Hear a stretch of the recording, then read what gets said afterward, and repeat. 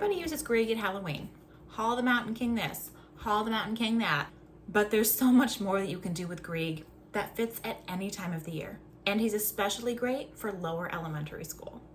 Today, I'm going to share with you exactly how you can do a 2 to 3 day Grieg unit with your kindergartners and first graders that's full of play, movement, fun, and it teaches them how to listen and imagine for themselves. In fact, that's the main goal when I teach Grieg. It's to teach kids how to listen and imagine things for themselves. Hi, I'm Sarah. Welcome back to my channel. On this channel, we talk about all things music ed, especially ways to make your classroom more meaningful and joyful for you and your students. Any of the links or things I referred to will be dropped below in the description box, including links to my blog, my email list, my TPT store. Any resources that I cite in this video will all be linked below for you to easily find. Grieg is a very accessible composer for lower elementary students. His music is full of extra musical inspiration. The titles are so evocative, and his music is just plain exciting and inspires a lot of imagination. I have a whole blog post about how I teach Grieg with students, the sequence.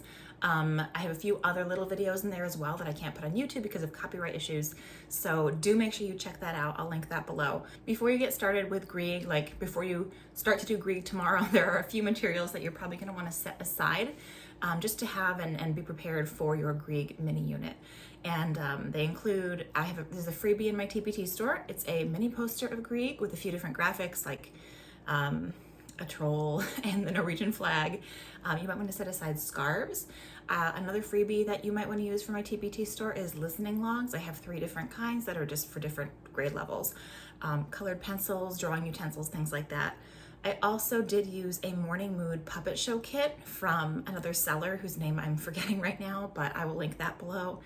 Oh, there's a Spotify playlist that I will have linked below and also in the blog post that has a bunch of different Grieg music on it, but especially the 4 pieces that I focus on, which are March of the Trolls, Butterfly, Morning Mood, and Wedding Day at Trollthagen. If I'm out of breath, it is because I am almost 40 weeks pregnant, so bear with me. Anyway, let's get back into it. The big concepts that I cover with Grieg, 2 things.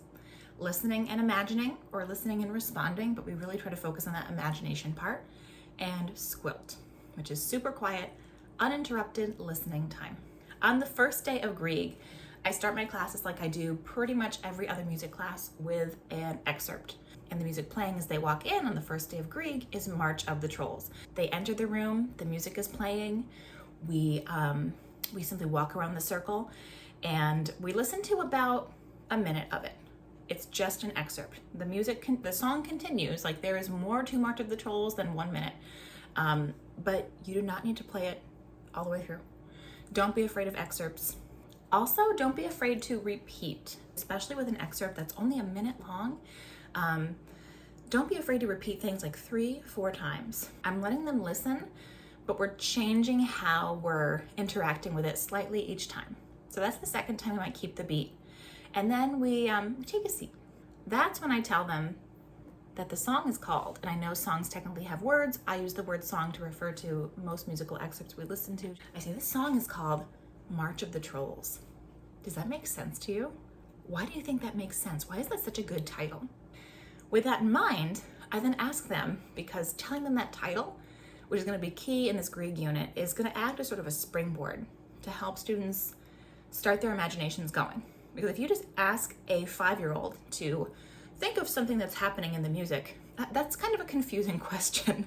But if they know the name of the song, like if they know the title of the book, they're going to have an idea of what it's about. You might even need to give a few more sort of guiding questions, like what is a troll? Are trolls good or bad? Are they somewhere in between? What could the troll be doing in this song? Is it something sneaky? Is it something kind? Close your eyes and picture your troll. All of those guiding questions are springboards. It's kind of like a STEM sentence. These sort of STEM sentences or musical springboards are going to get their minds thinking about all kinds of original ideas.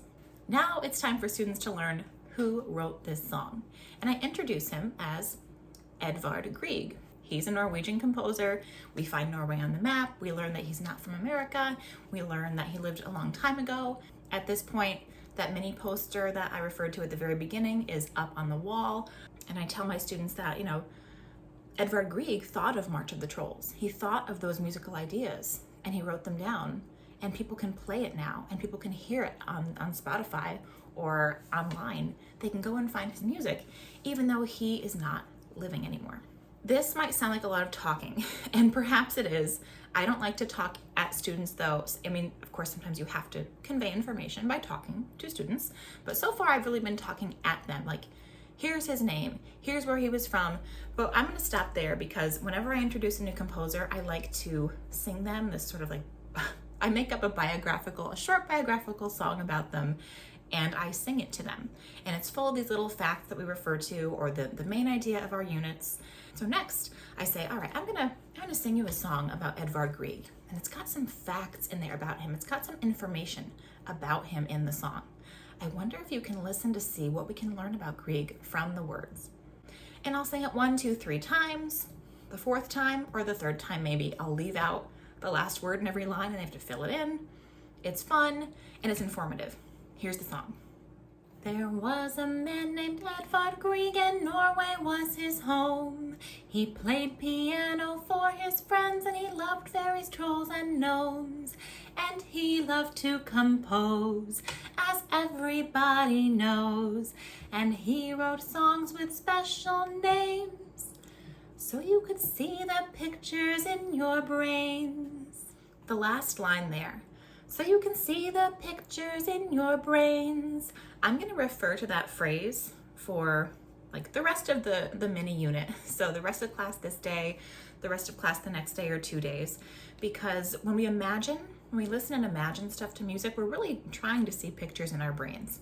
So I will use that consistent language to make the connection between like, here's our learning goal and here's the song we learned. It just kind of helps tie things together. The next piece we're going to listen to is Butterfly. But this time we're gonna try something. We're gonna try something called Squilt.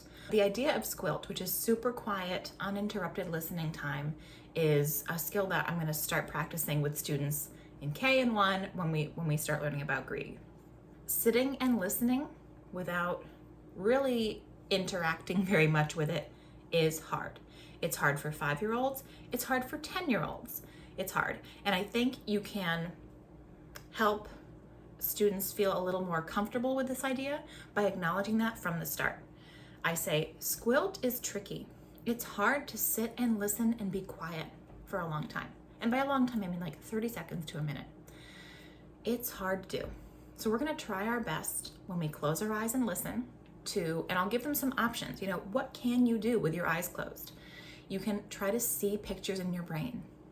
You can softly tap. I don't ever say like, don't move to the music. I mean, that's just a natural thing students do. But if they want to move, I do ask them that they use a fingertip beat pattern on their knees or their legs so it doesn't make a lot of noise. So they are allowed to keep a quiet beat to themselves. They can sit and imagine. When we're doing Squilt, it is going to be super quiet. So as soon as the music starts, our voices are off and our eyes are closed. You know, I don't think you actually have to close your eyes for Squilt, but it helps students just avoid distractions. I close my eyes as well. We do this all together. I close my eyes. I know there are going to be students who are opening their eyes a little bit to see. I want them to see that I am doing the activity too.